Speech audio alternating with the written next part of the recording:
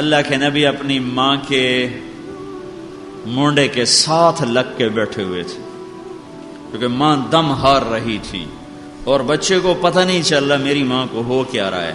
پہلی موت ہے، پہلی موت ہے، موت دیکھی نہیں، پہلی موت ہے تو پتہ نہیں چل رہا یہ ہے کیا. میری والدہ کا انتقال ہوا، میں حج پہ تھا، میں موجود نہیں تھا. میری بھتیجی میرے بھائی کی بیٹی 3 سال کی میری بیوی سے پوچھتی ہے یہ سب کیوں رو رہے ہیں؟ تو میری بیوی نے کہا آپ کی دادی اماں فوت ہو گئیں.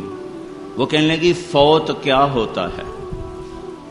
تو میری بیوی نے کہا کہ مجھے اب سمجھ میں نہ آیا کہ اس کو کیسے سمجھاؤں. تو میں نے کہا آپ کی دادی اماں اللہ تعالیٰ کے پاس چلی گئی ہیں. وہ کہنے لگی اللہ کے پاس کدھر گئیں، وہ تو یہ سوئی پڑی ہیں. تو اس کو نہ موت سمجھ میں آ رہی ہے نہ عورتوں کا رونا سمجھ میں آ رہا ہے.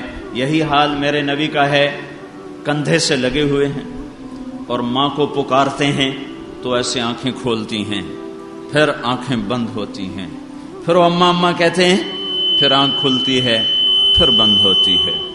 اور اس وقت کاش آپ وہ جگہ پہ کھڑے ہوتے جس جگہ پہ کھڑے ہو کر میں نے یہ سارا منظر دیکھا ہے. جب بازی ہارنے پہ آئی تو حضرت آمنہ نے ایسے آخری دفعہ آنکھ بھر کے، اب تم تصور کرو 6 برس کا بچہ، جنگل بیابان، اور یہ بچہ کون ہے؟ آئے ہائے فلا وربک، قرآن کی سب سے خوبصورت قسم ہے یہ. قرآن نے بہت سی قسمیں اٹھائی ہیں، یہ قرآن کی سب سے حسین قسم ہے. فلا وربک، مجھے تیرے رب کی قسم، یہ وہ ہستی ہے.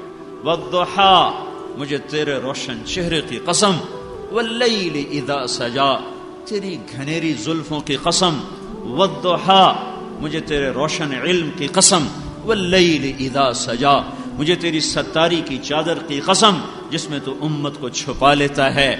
ہاں یہ وہ ہے. لعمرک، مجھے تیری جان کی قسم، یہ وہ ہے.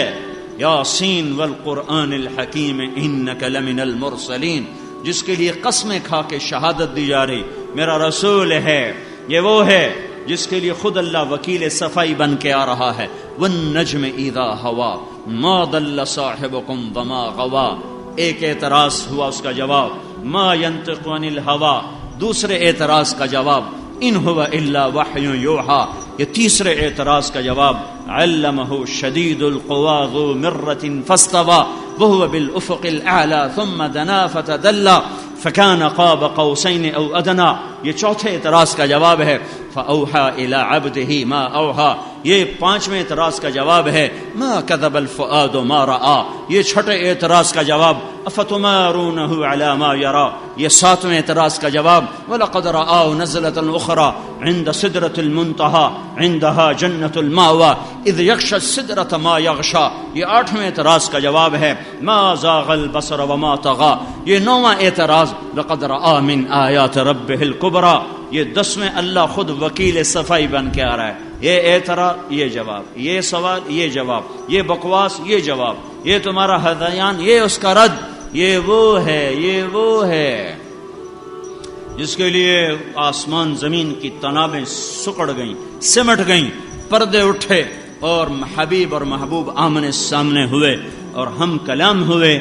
آج اتنی چھوٹی عمر میں جب ماں کی اشد ضرورت ہے، اشد، چلو میں یوں کہتا ہوں مدینے میں اللہ موت دے دیتا، نانی اٹھا لیتی، نانا اٹھا لیتا، ماموں اٹھا لیتے، خالہ اٹھا لیتی، یا اللہ تعالیٰ 4 دن پہلے سفر کرا کے مکے پہنچا دیتا تو مکے میں موت آتی، دادا اٹھاتا، دادی اٹھاتی، چاچے اٹھاتے، پھوپھیاں اٹھاتی.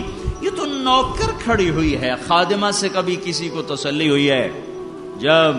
جب ایسے صدمے آتے ہیں تو اپنوں کے کندھوں کی ضرورت پڑتی ہے جس پہ سر رکھ کے غبار نکل سکے.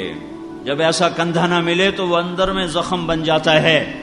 میرے باپ نے میری گود میں جان دی، میں نے غسل دیا، میں نے کفن دیا، میں نے جنازہ پڑھایا، میں نے قبر میں اتارا، میں 3 دن کے بعد بھول گیا. میری ماں مری، میں نہیں تھا. وہ صدمہ مجھے آج بھی نہیں میرا ختم ہو رہا.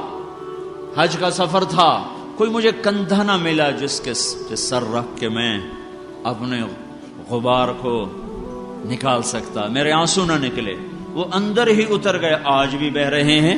باپ یاد نہیں آتا، ماں خوابوں میں بھی آتی ہے، یاد بھی آتی ہے۔ یہاں کوئی چاچا ہوتا، کوئی ماما ہوتا، کوئی خالہ ہوتی، کوئی پھوپھی ہوتی، کوئی دادا ہوتا، کوئی نانا ہوتا، جو آپ کو گلے سے لگاتا، سینے سے لگاتا، ماتھا چومتا، پیار کرتا اور آپ کو تسلیاں دیتا۔ کبھی نوکروں نے بھی تسلیاں دی، اور نوکروں کی تسلیوں سے کبھی کسی کا غم ہلکا ہوا؟ یہ دیکھو تو صحیح، 6 برس کا بچہ، ماں نے آخری نظر جب دوڑائی اور کہا میں جا رہی ہوں، لیکن ایسا ہیرا چھوڑ کے جا رہی ہوں جو سارے عالم کو روشن کرے گا۔ اور پھر جو آنکھ بند ہوئی ہے، پھر وہ منظر دیکھنے،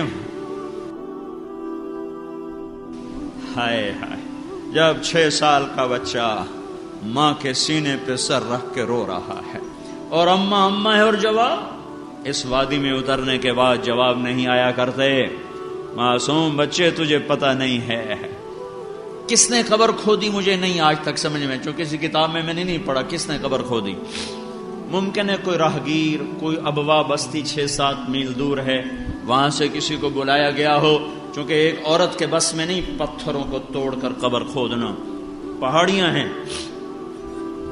قبر جس نے بھی کھودی واللہ علم، جب اتار دیا، جب اوپر پتھر رکھ کے برابر کر دیا، جب چلنے لگے تو ہمارے نبی ایسے ماں کے تعویذ پر گئے اور اس کو یوں پکڑ لیا جیسے ماں کو پکڑ لیا۔ ام ایمن اٹھائیں کہ نہیں، میری ماں، میں اپنی امی کے ساتھ جاؤں گا۔ وہ کھینچتی تھی اور آپ گر جاتے تھے، قبر کو پکڑ لیتے تھے۔ مکے تک کا سفر کیسے ہوا ہوگا؟